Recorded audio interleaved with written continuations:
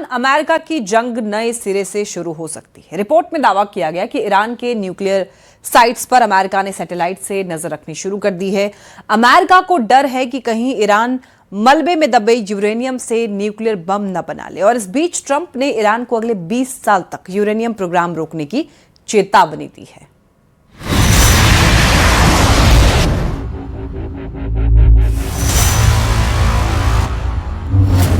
दुनिया के सबसे खतरनाक देशों में गिना जाने वाला ईरान, उसकी सीक्रेट साइट और उन ठिकानों पर अब अमेरिकी स्पेस फोर्स नजर गड़ाकर निगरानी कर रही है।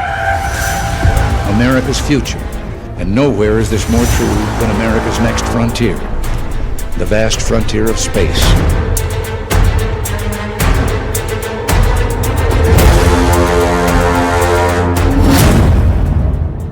अमेरिका ने जब ईरान के परमाणु ठिकानों पर हमला किया था, उससे पहले एक रिपोर्ट आई जिसमें दावा किया गया कि ईरान के पास 10 टन संवर्धित यूरेनियम है। अमेरिका ने दावा किया कि अमेरिका और इजराइल के हमले में ईरान के परमाणु ठिकाने मलबे में बदल गए, लेकिन कहानी यहीं खत्म नहीं हुई, क्योंकि असली डर मलबे के नीचे दबे उस हाई एनरिच्ड यूरेनियम का है जिसे इस्तेमाल करके कभी भी परमाणु बम बनाया जा सकता है। रिपोर्ट में दावा किया गया कि ईरान के पास करीब 440 किलो 60% ग्रेड का संवर्धित यूरेनियम है।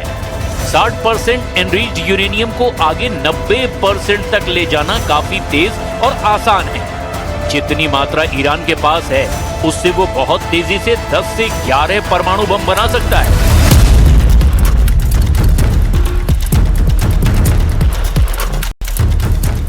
तो क्या अमेरिका ने ईरान के ऊपर अंतरिक्ष से अदृश्य जाल बिछा दिया है? क्या 9 हाईटेक कैमरे हर सेकंड ईरान की सांसें गिन रहे हैं? क्या मलबे के नीचे छिपा यूरेनियम तीसरे विश्व युद्ध की वजह बन सकता है? और सबसे बड़ा सवाल, क्या अमेरिका अब धरती पर नहीं स्पेस से जंग लड़ रहा है? हम इसे किसी भी समय जब चाहें हासिल कर लेंगे। हम इस पर निगरानी रख रहे हैं। मैंने स्पेस फोर्स नाम की एक संस्था बनाई है और वे निगरानी कर रहे हैं। अगर कोई अंदर आता है तो वे उसका नाम, पता, बैज नंबर सब कुछ बता सकते हैं। अगर कोई भी उस जगह के पास आता है तो हमें पता चल जाएगा और हम उसे उड़ा देंगे।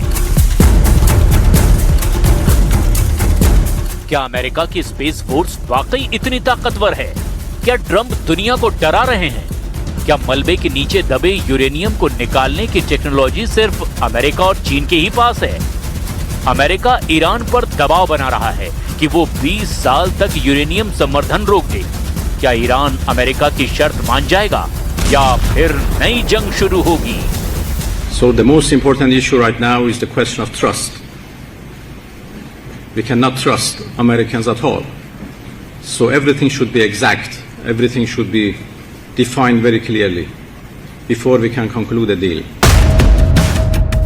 यानी अगर ईरान खुद उस यूरेनियम तक पहुंचना चाहे तो उसे हाई रेडिएशन, अंडरग्राउंड ब्लास्ट और इंटरनेशनल निगरानी तीनों का सामना करना पड़ेगा। और इसी को बेस बनाकर ट्रंप लगातार ईरान पर 20 साल तक यूरेनियम संवर्धन पर रोक लगाने का दबाव बना रहे हैं।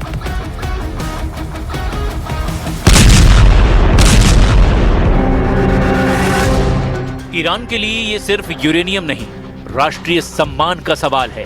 तेहरान हमेशा से कहता रहा है कि उसका परमाणु कार्यक्रम शांतिपूर्ण है, लेकिन अमेरिका और इजराइल को डर है कि अगर ईरान ने फिर से यूरेनियम संवर्धन शुरू किया तो मिडिल ईस्ट में परमाणु हथियारों की एक नई रेस शुरू हो सकती है। और यही वजह है कि अमेरिका अब सिर्फ बम नहीं बल्कि स्पेस टेक्नोलॉजी से भी ईरान को घेर रहा है। सऊदी अरब पहले ही ईरान के परमाणु कार्यक्रम पर सवाल खड़े कर चुका है। क्राउन प्रिंस बता चुके हैं कि अगर ईरान बम बना लेगा तो वो भी बनाएंगे।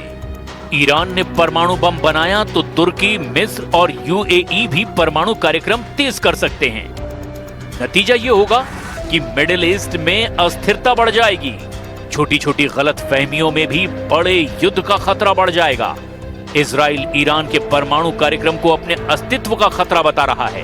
वो पहले ही कह चुका है कि परमाणु ईरान को वो बर्दाश्त नहीं करेगा। אנחנו חולקים יעדים משותפים, והיעד החשוב ביותר הוא הצעת החומר המועשר מאיראן, כל החומר המועשר, ופירוק יכולות העשרה באיראן. הנשיא טראמפ מאמין שהוא יכול להשיג את זה בדרך זו או בדרך אחרת. אנחנו אבל ערוכים לכל תרחיש, וזו ההנחיה שלי גם לצה"ל ולגורמי הביטחון שלנו.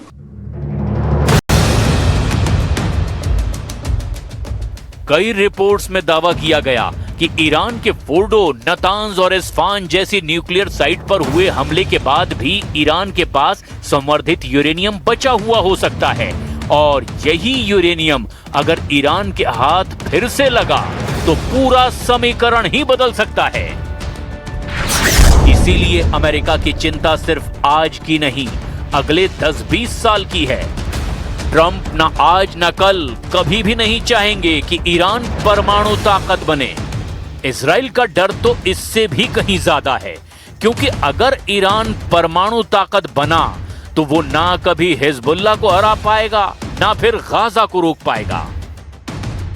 एक्सपर्ट्स का मानना है कि अगर अमेरिका सच में ईरान की लगातार निगरानी कर रहा है तो इसके पीछे वॉशिंगटन को डर है कि ईरान चुपचाप और सीक्रेट तरीके से अपना परमाणु कार्यक्रम दोबारा खड़ा कर रहा है। यानी सीज फायर हो सकता है, लेकिन भरोसा खत्म हो चुका है, और जब भरोसा खत्म हो जाए तो आसमान में कैमरे लग जाते हैं। लेकिन बड़ा सवाल यह है, क्या दुनिया अब स्पेस सर्विलांस वॉर की तरफ बढ़ती जा रही है? पहले जासूसी जमीन पर होती थी, फिर ड्रोन आए और अब सैटेलाइट और एआई मिलकर देशों की हर हरकत रिकॉर्ड कर रहे हैं। यानी आने वाले वक्त में युद्ध सिर्फ बॉर्डर पर नहीं, अंतरिक्ष में भी लड़ा जाएगा, और परमाणु हमले की तरह इसकी शुरुआत भी अमेरिका कर सकता है। अमेरिका के स्पेस फोर्स, चीन की एंटी सैटेलाइट टेक्नोलॉजी, रूस के space weapon programme. Quite ready to fight with everything we have in defense of our freedom and our soil. We are equally ready to pursue and defend diplomacy. As I have repeatedly stated, there is no such thing as a military solution to anything related to Iran. We Iranians never bow to any pressure or threat, but we reciprocate the language of respect. दुनिया तेजी से उस दौर में पहुंच रही है जहां युद्ध का अगला मोर्चा अंतरिक्ष होगा, और ईरान का ये यूरेनियम संकट शायद उसी भविष्य की पहली झलक है। तो सवाल ये है, क्या अमेरिका सच में ईरान के ऊपर स्पेस जाल बिछा चुका है? क्या मलबे के नीचे दबा यूरेनियम अगली वैश्विक जंग की वजह बनेगा? और क्या आने वाले वक्त में युद्ध मिसाइलों से नहीं, सैटेलाइट से लड़े जाएंगे? लेकिन इस पूरी कहानी में अब सबसे बड़ा सवाल सिर्फ ईरान नहीं, बल्कि चीन और रूस है, क्योंकि